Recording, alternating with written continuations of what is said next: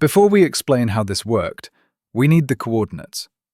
Where we are, when we are, and what pre-pottery life actually looked like. Göbekli Tepe sits on a limestone ridge in the Drumuş Mountains, about 15 kilometers northeast of modern Şanlıurfa. Geography matters here. This is Upper Mesopotamia, a region that soon will host some of the earliest farming communities on Earth. But Göbekli Tepe belongs to a moment just before that shift becomes fully visible in daily life. The label is important. Pre-Pottery Neolithic. That phrase doesn't mean primitive. It means something precise.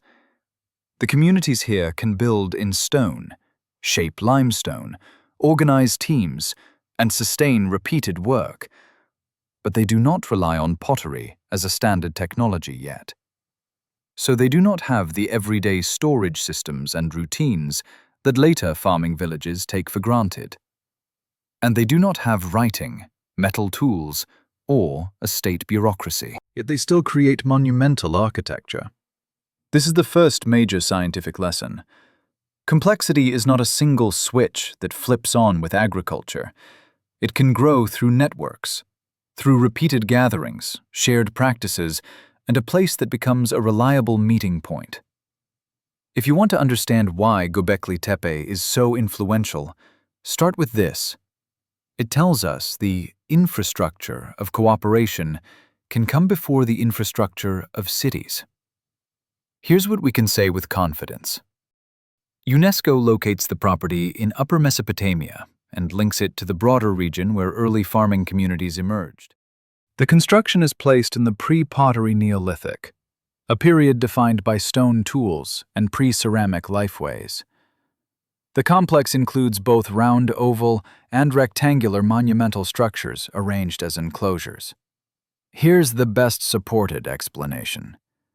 Göbekli Tepe likely functioned as a persistent focal point in a wider network, a place worth returning to because it anchored relationships and shared norms.